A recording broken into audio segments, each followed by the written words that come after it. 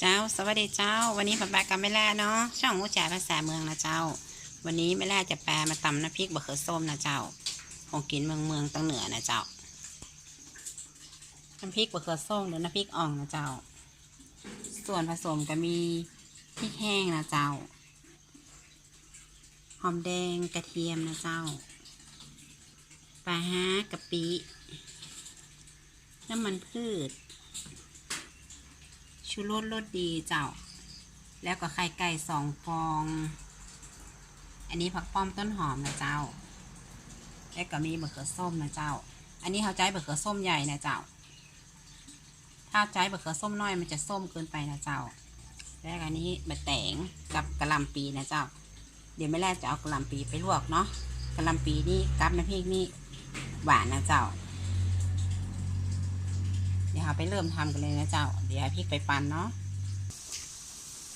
เจ้าอันนี้กะหล่ำมันลวกแล้วนะเจ้าลวกให้เป็นสุกเนาะ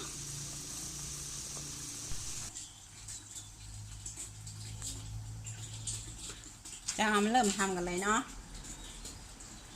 ใส่น้ำมันพืชลงไปนะเจ้าใส่พริกที่เราปั่นเนาะ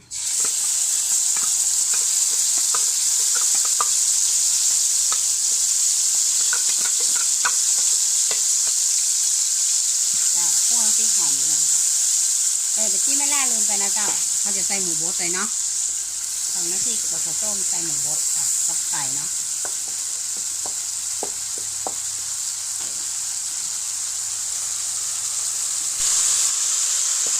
คั่วที่หอมที่เขาเอาหมูบดใส่เลยนะเจ้า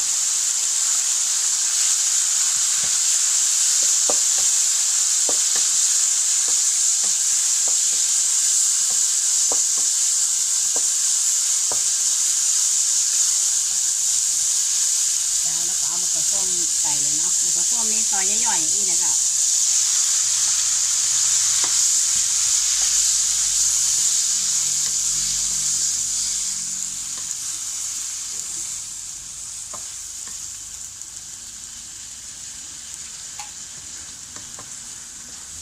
หยอดน้ำไปทีละน้อยนะเจ้า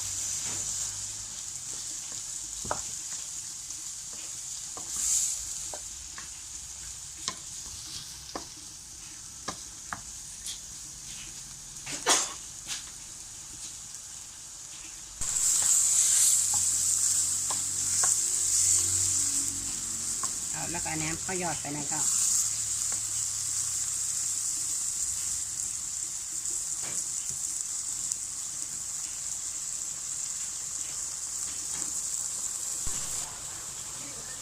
อันนี้น้ำพริกบะส้มนะเจ้าพริกกับบะเขือชิ้นหมูกับบะเขือส้มมาสุกแล้วเนาะแล้วก็ไข่ใส่เลยนะเจ้าไข่ใส่แล้วก็เครื่องปรุงใส่นะเจ้านี่เจ้า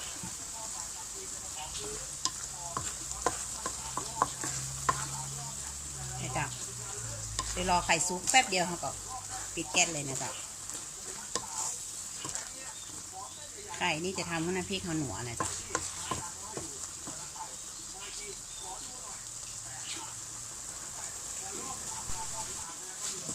เจ้าไข่เขาสุกแล้วเนาะเขาก็ใส่ผักป้อมต้นหอมเลยนะจ๊ะ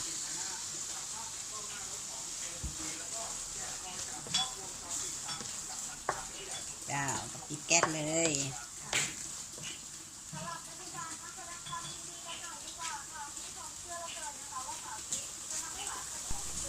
เจ้าอันนี้ก็สุกเรียบร้อยแล้วเนาะพร้อมเสิร์ฟเนาะน้ำพริกบะเขือส้มนะเจ้าสูตรแม่แล่เนาะของกินเมืองกับเนี่ยเจ้ากะหล่ำปีลวกกับมะแตงเจ้า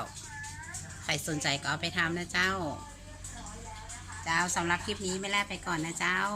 ลืมกดติดตามกันด้วยเนาะเอาไว้คลิปหน้าค่ะปากันใหม่นะเจ้าสวัสดีเจ้า